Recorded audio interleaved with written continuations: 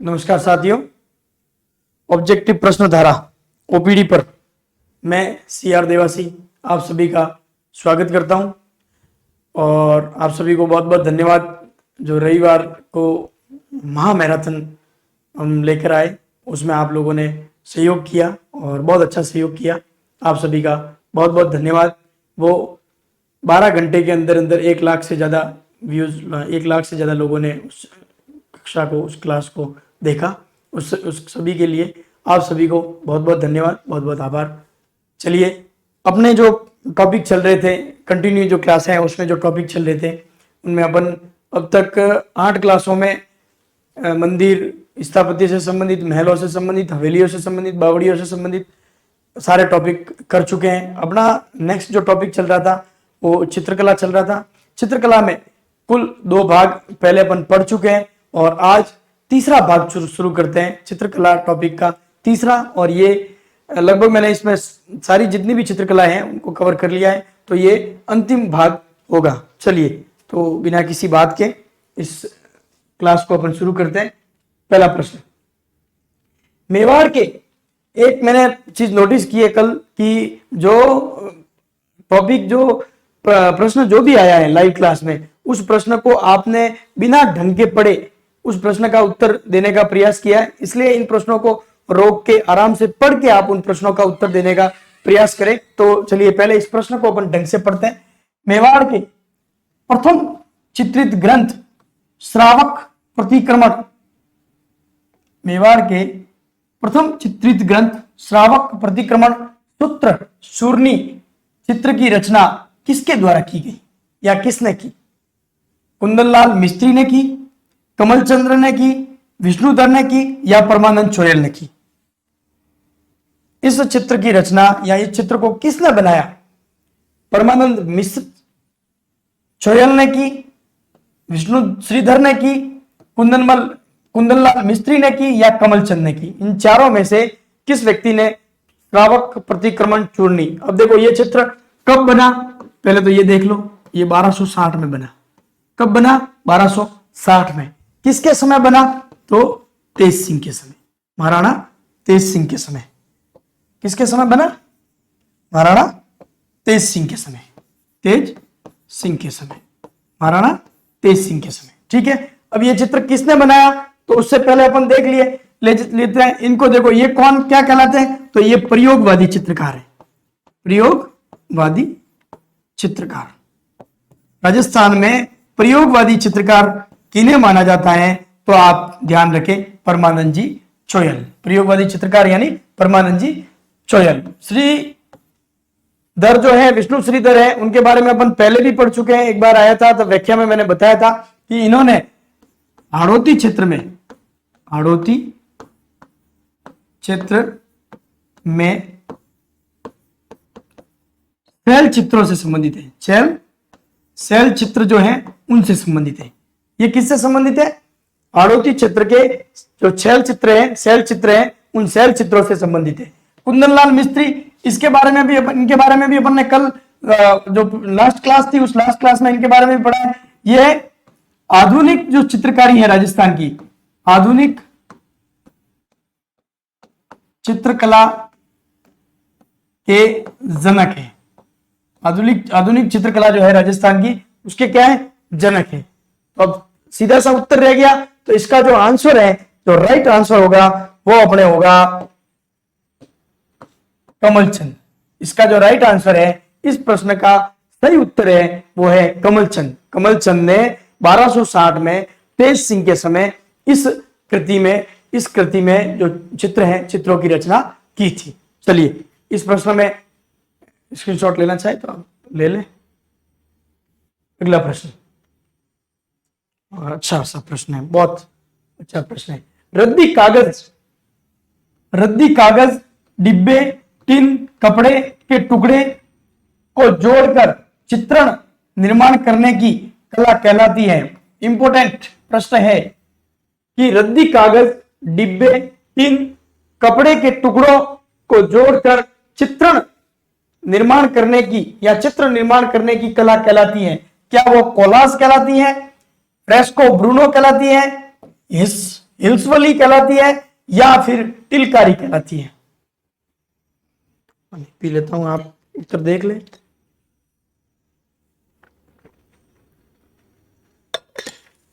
तो इसमें से अपन ने जो है दो तीन के बारे, एक के बारे में अपन ने पढ़ा था, ये इसे राजस्थान में क्या कहते हैं? अरायश ऑब्लिक आला गीला। मैंने बताया भी था आपको, अराइस या आला गीला यानी जो गीला प्लस्तर होता है, गीला प्लस्तर होता है उसके ऊपर चित्र बनाने, उसके ऊपर चित्र बनाने। तो गीला प्लस्तर होता है उसके ऊपर जो चित्र बनाए जाते हैं उसे फ्रेस्को, ब्रूनो या अराइस या आला गीला, ये राजस्थान में कहा जाता है। ठीक है, फिर हिलवंसली क्या है? तो ये है कागज के छोटे छोटे, कागज के दो या तीन, कागज के दो या तीन टुकड़ों को जोड़कर, कागज के दो या तीन टुकड़ों को जोड़कर जो चित्रकारी की जाती है उसे क्या कहा जाता है? हिल्सवली। ठीक है, फिर टिलकारी, ये क्या है? ये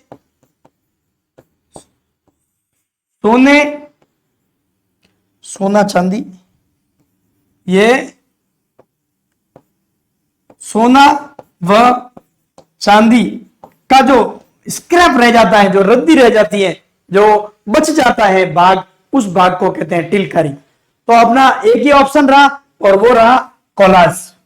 ये आप याद रखें, कोलाज का मतलब होता है रद्दी कागज, डिब्बे, टिन, कपड़े के टुकड़ों को जोड़कर चित्रण निर्माण करने की कला क्या कहलाती है? तो वो कहलाती है कोलाज। इंपॉर्टेंट क्वेश्चन है और थोड़ा हटके क्वेश्चन है, तो इसको आप याद रखें। चलिए, स्क्रीनशॉट लेना चाहे तो आप ले ले।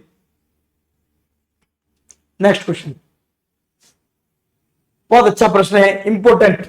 आज की क्लास में आपके सारे जितने भी क्वेश्चन है मोस्ट इंपोर्टेंट क्वेश्चन लाने का प्रयास किया है, ताकि आपकी चित्रकला से संबंधित जितना भी भाग है वो सारा कवर हो सके।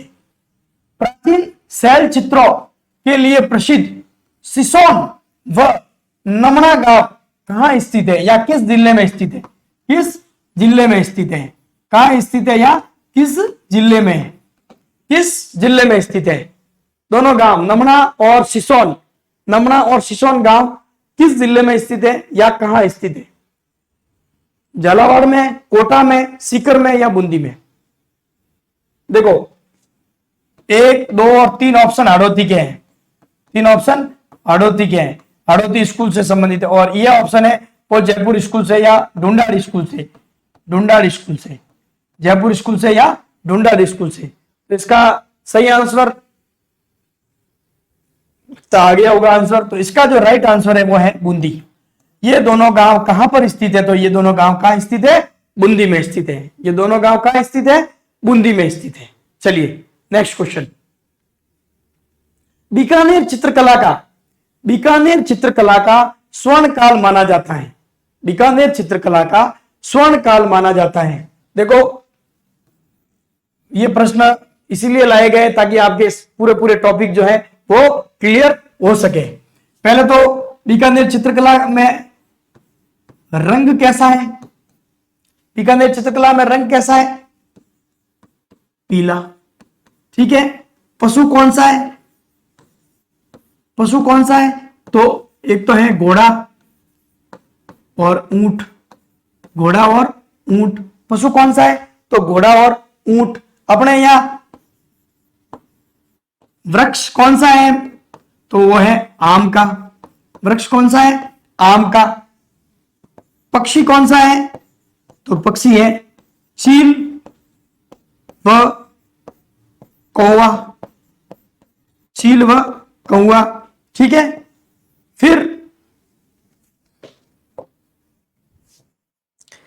अब इसका स्वर्ण काल किसके समय? स्वर्ण काल किसके समय? बीकानेर का स्वर्ण, ये देखो, ये आप दोनों में याद रखें, ये बीकानेर में भी है और एज इट इज मारवाड़ में भी है। अगर मारवाड़ का भी पूछा जाए तो एज इट इज है, जैसा बीकानेर का है इट इज मारवाड़ के है। रंग पीला है, पशु घोड़ा और ऊंट है, वृक्ष आम है, और पक्षी जो है वो कैसा है, कौन सा पक्षी है, चील और कौआ। स्वर्ण काल दोनों जगह अलग अलग है। मारवाड़ का जो स्वर्ण काल है वो किसके समय माना जाता है, मारवाड़ का स्वर्ण काल मालदेव के समय और जसवंत सिंह के समय, दोनों के समय स्वर्ण काल माना जाता है, मालदेव के समय और जसवंत सिंह के समय। तो अपना जो अभी जो सवाल है, ये सवाल है बीकानेर चित्रकला से संबंधित है। तो बीकानेर का स्वर्ण काल किसके समय माना जाता है, तो वो न कल्याणमल जी के समय, न बीका के समय, न राय सिंह के समय, वो है अनूप सिंह के समय। किसके समय, अनूप सिंह के समय।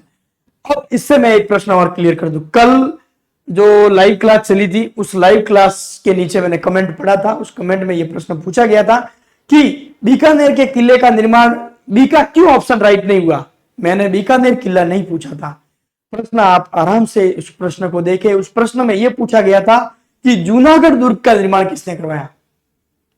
बीका की टेकरी के बारे में नहीं पूछा गया था आपको प्रश्न यह पूछा गया था कि जूनागढ़ दुर्ग का निर्माण किसने करवाया, जूनागढ़ किले का निर्माण किसने करवाया। तो जूनागढ़ किले का निर्माण सबको पता है, राय सिंह ऑप्शन जो है वो राइट होगा। कब करवाया वो अपन ने कल जो क्लास थी उसमें डिस्कशन किया था। 1588 में शुरू हुआ, 1594 में कंप्लीट हुआ था। जूनागढ़ प्रशस्ति जयिता ने जो लिखी थी उसके अनुसार ये मिलता है, इसका जो जानकारी मिलती है। 1485 में जहां पर बीका ने बीका की टेकरी बसाई थी उसी जगह पर, जूनी जगह पर जूनागढ़ दुर्ग बनाया गया था, इसलिए इसे जूनागढ़ कहते हैं। और जूनागढ़ नाम का उल्लेख या जूनी जगह पर बनाने का उल्लेख कहां से मिलता है, तो दयालदास जी की जो ख्यात है उससे अपने को इसकी जानकारी मिलती है। इसके बारे में अपन कल पढ़ा था अपन ने। तो ये प्रश्न आपके क्लियर करने के लिए मैंने देखा था, मैंने कहा ये प्रश्न आएगा तब ये बात आपके क्लियर कर दी जाएगी। चलो तो ये जो है बीकानेर चित्रकला का स्वर्ण काल माना जाएगा, तो किसके समय माना जाता है, अनूप सिंह के समय। चलो इंपॉर्टेंट, अच्छा प्रश्न। केला वृक्ष की अधिकता किस चित्र शैली की विशेषता है। जिस चित्र शैली के बारे में अपन डिस्कशन कर चुके हैं, 2-3 बार डिस्कशन कर चुके हैं। केला वृक्ष की अधिकता कौन सी चित्र शैली। देखो चित्रकला से संबंधित महत्वपूर्ण जितने भी प्रश्न थे वो ले लिए अपन ने। अब चित्रकला से संबंधित जो मूल प्रश्न है, जो बेसिक प्रश्न है, जो आपने अपनी जो किताब है कला संस्कृति वाली, उस किताब में जो सारणी बनी हुई देखते हो जहां से सीधे सीधे प्रश्न बनने की संभावना रहती है, उन प्रश्नों को आज अपन कवर कर रहे हैं। तो इसमें बताइए केला वृक्ष की अधिकता किस चित्र शैली की विशेषता है। क्या वो मारवाड़ की विशेषता है, मेवाड़ की विशेषता है, बूंदी की विशेषता है, या किशनगढ़ की विशेषता है। तो इसका देखो मैं थोड़ा जानकारी बता देता हूं आपको। इसका जो रंग है तो रंग कैसा है, गुलाबी है, गुलाबी या सफेद दोनों है, गुलाबी और सफेद है। इस चित्रकला में जो ज्यादातर जो रंग प्रयोग किया गया वो अपने क्या नाम है, गुलाबी और वो है सफेद है। इसमें जंतु कौन सा है, तो इसमें जो जंतु है वो है भौरा। जंतु जो सर्वाधिक जो बनाया गया वो है भौरा। और इसमें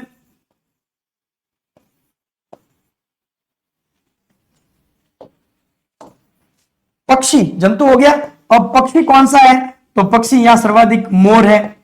पक्षी सर्वाधिक कैसा है, कौन सा है, मोर। यहाँ की आंखें कैसी है, आंख कैसी बनी हुई है, आपने मणिठणी का चित्र देखा होगा तो देखना आप, तीर कमान की तरह कैसी बनी हुई है, कमान की तरह, कमान की तरह, तीर कमान की तरह जो है उस तरह की आंखें बनी हुई है। क्लियर। तो ये सारी विशेषता कौन सी चित्र शैली। और यहाँ की जो मुख्य विशेषता है, मुख्य विशेषता जो है वो क्या है, यहाँ की मुख्य विशेषता है बणी ठणी। और यहाँ का जो स्वर्ण काल है वो जो है वो किसके समय, सामंत सिंह के समय। किसके समय, सामंत सिंह के समय। चलो अब तो इसका आंसर आ गया होगा, और इसका राइट आंसर है वो है किशनगढ़। इसका जो राइट आंसर है वो किशनगढ़ है। इससे पीछे वाले प्रश्न में एक चीज और लिख दो आप, बीकानेर चित्रकला की एक मुख्य विशेषता लिख दो आप। मुख्य विशेषता आपको इंपॉर्टेंट याद रखनी है।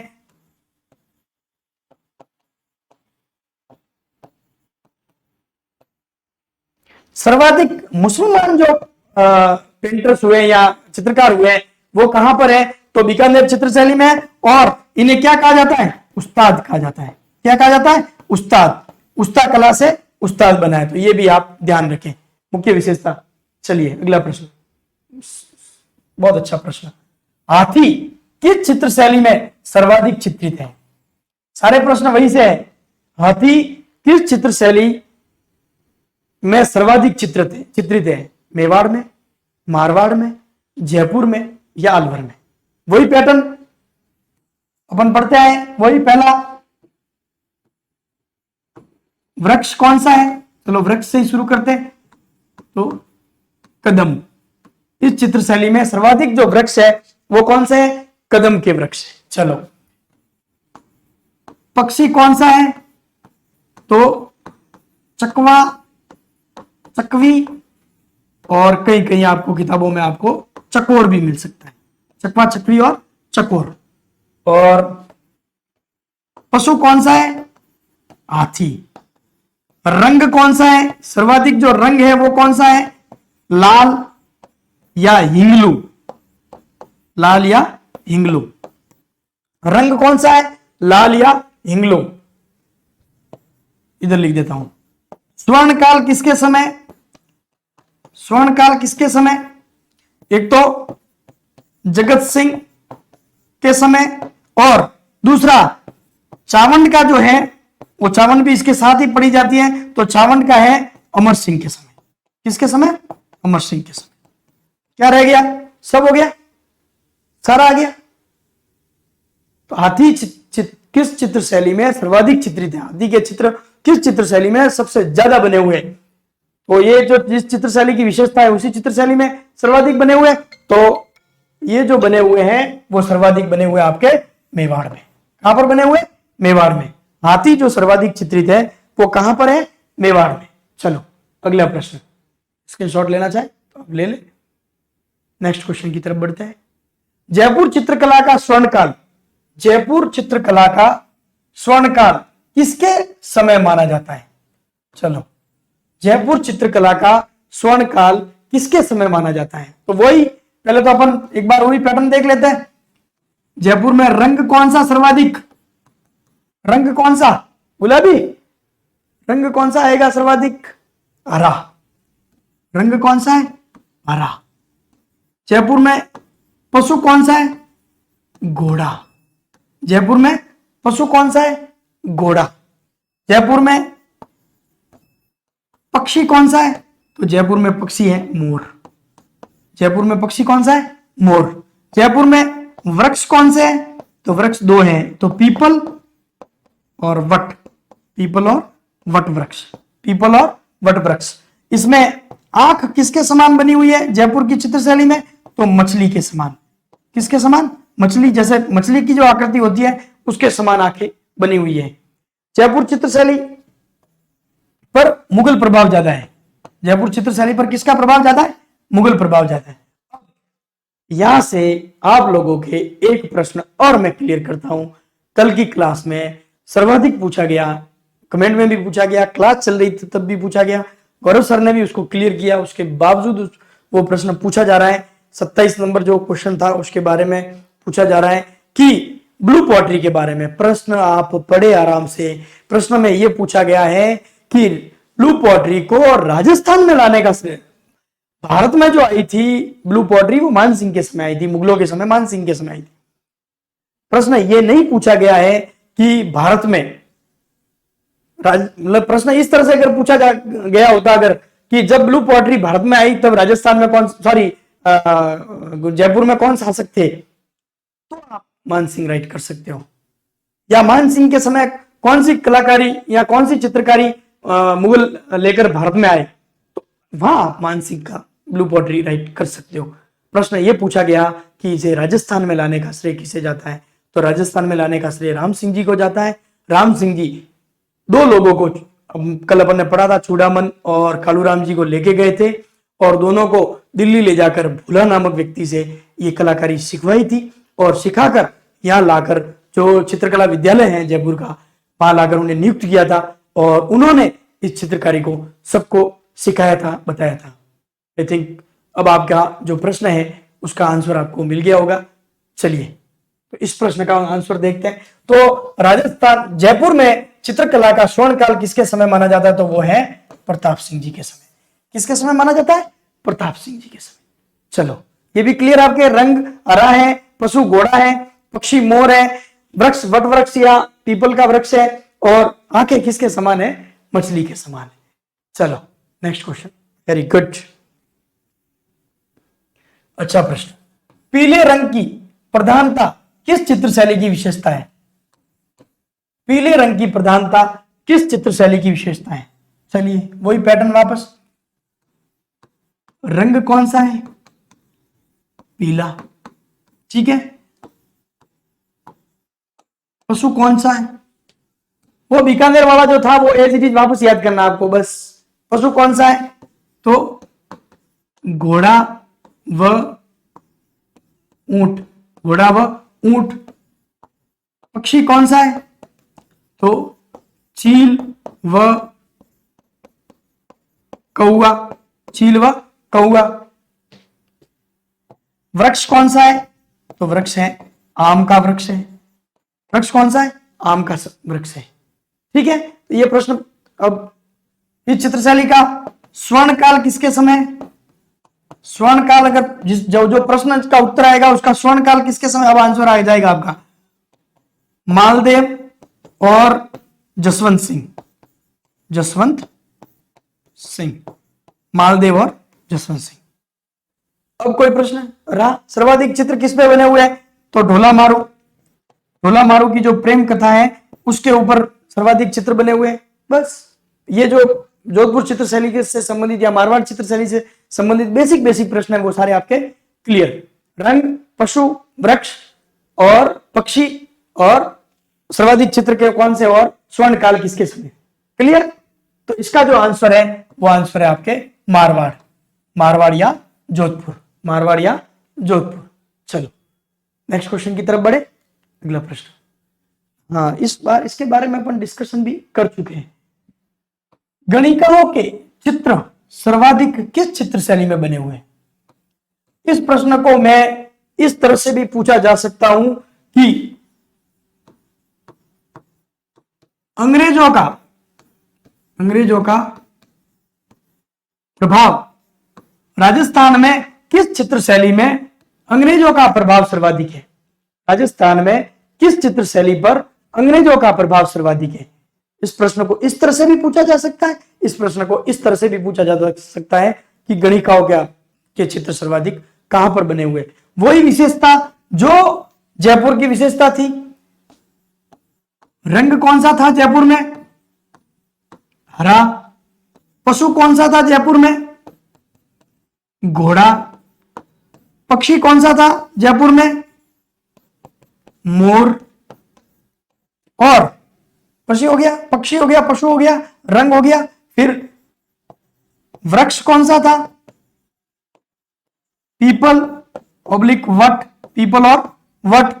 आंख किसके समान थी जयपुर वाली चित्रकला की? तो वो थी अपने मछली के समान। आंख किसके समान थी? मछली के समान। और जिस चित्रशैली की बात कर रहा हूं मैं, उसकी विशेषता मैंने मूल विशेषता से ही प्रश्न बनाया है कि गणिकाओं पर आधारित, और एक विशेषता मैंने लिख दी अंग्रेजों का प्रभाव सर्वाधिक किस चित्रशैली में था।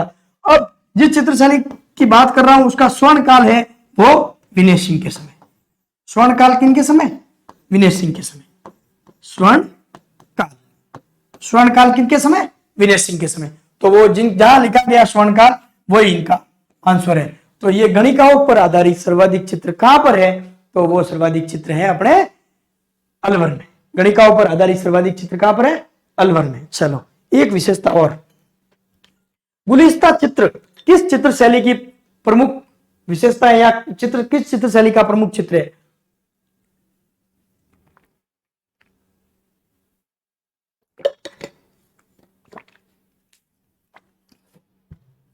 गुलिस्ता चित्र किस चित्र शैली का, गुलिस्ता चित्र किस चित्र शैली का प्रमुख चित्र है?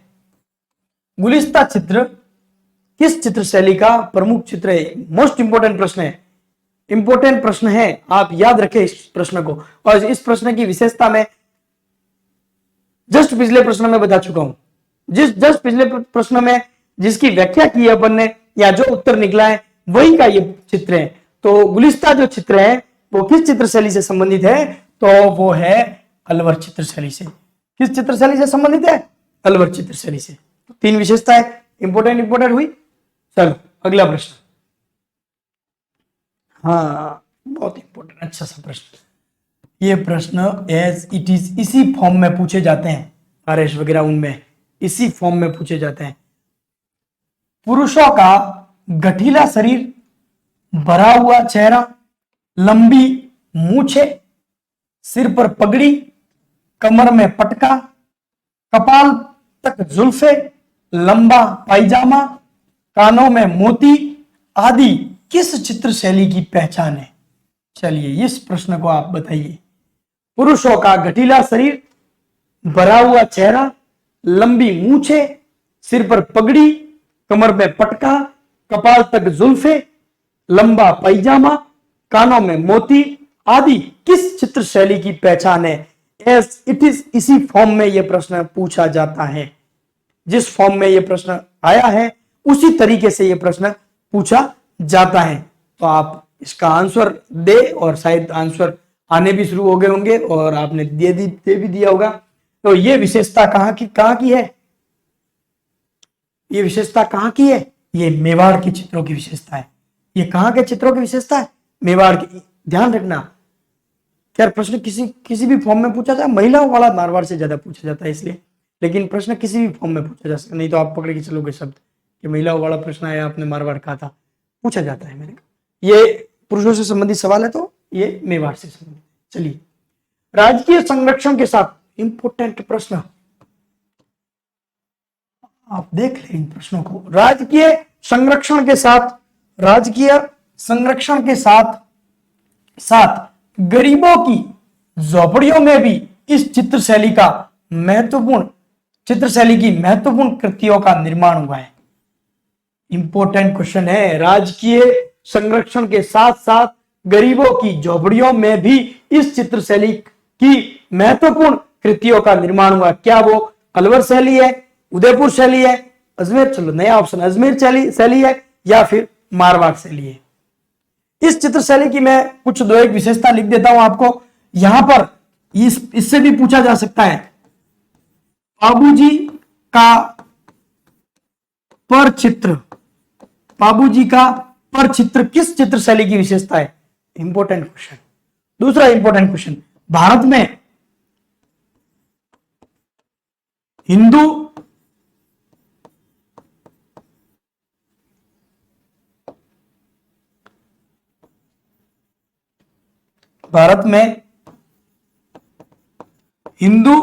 मुस्लिम,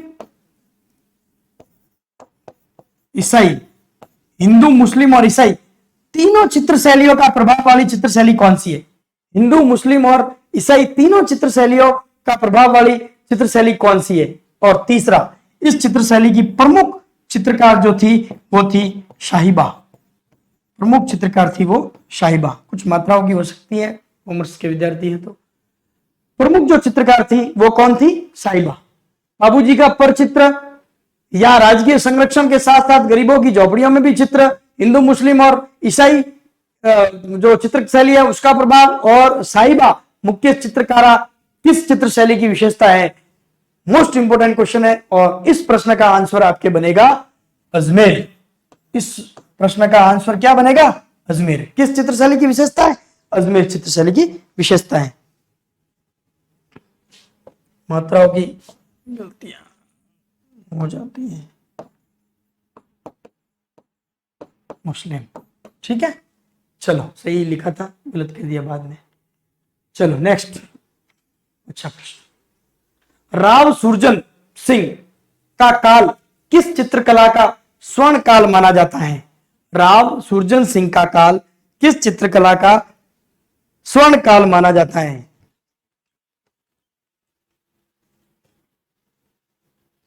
कोटा, अलवर, बूंदी, जयपुर। कोटा, अलवर, बूंदी या जयपुर। इस चित्र शैली की मैं कुछ विशेषताएं लिख देता हूं।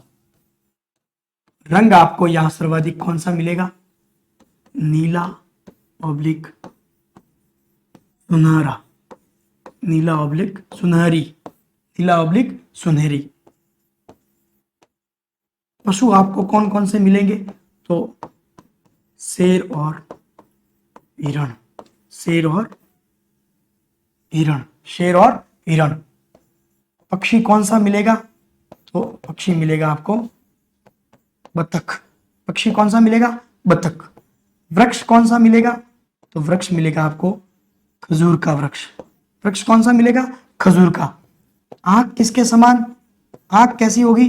तो आम के पत्तों जैसी, आम के पत्तों जैसी, आम के पत्तों जैसी।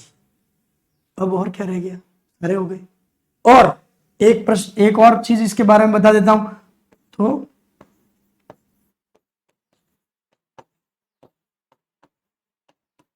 पशु पक्षियों का चित्रण सर्वाधिक इस चित्र शैली में होता है।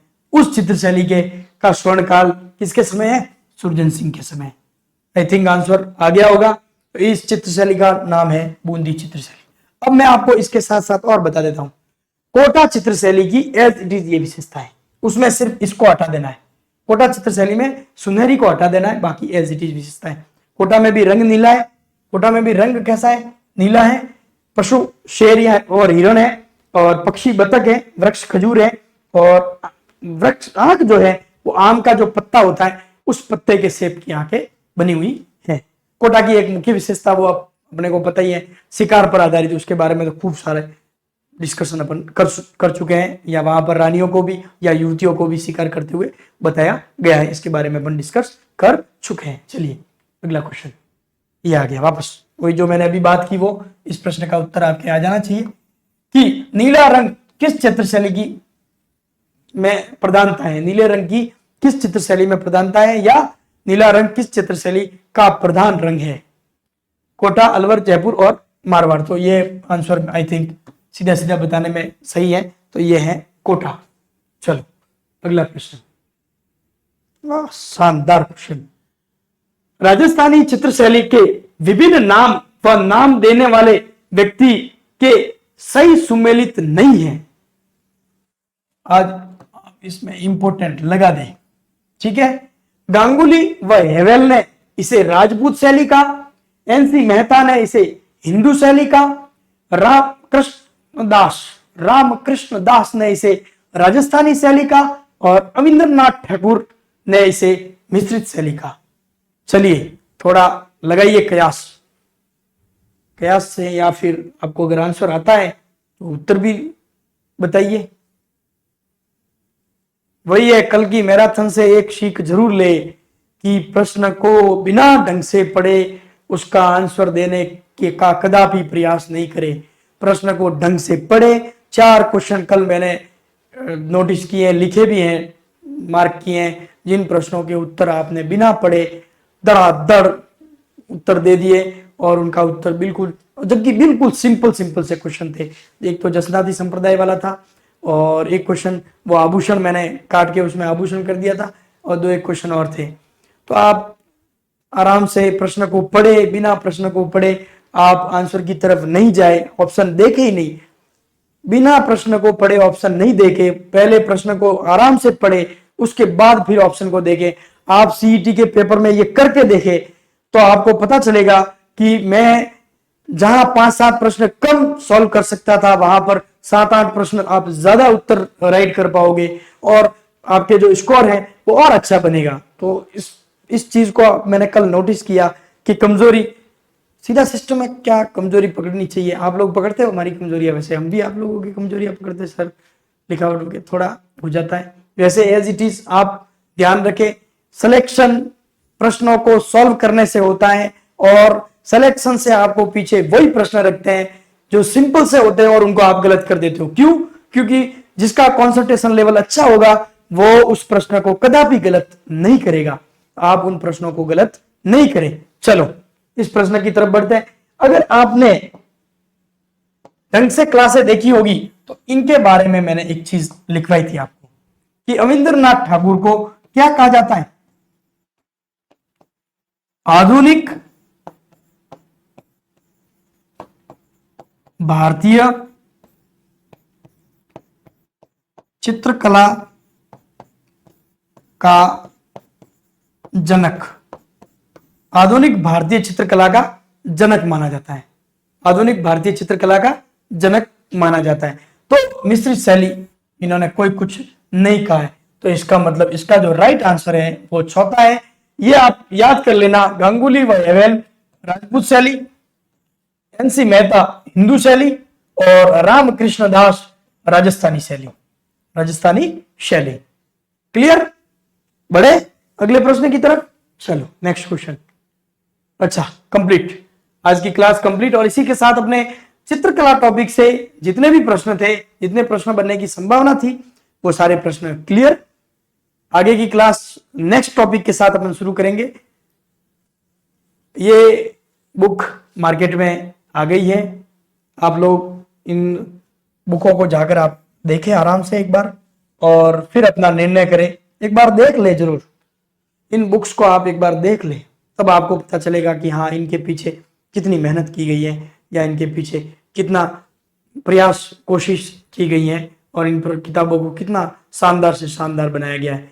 बिल्कुल अपडेटेड और बिल्कुल एकदम नए डेटाज के साथ और ऑथेंटिक डेटाज के साथ इस बुक को बनाया गया है। तो इस बुक को आप जरूर देखें, जरूर खरीदें, और मिलेंगे अगली क्लास में।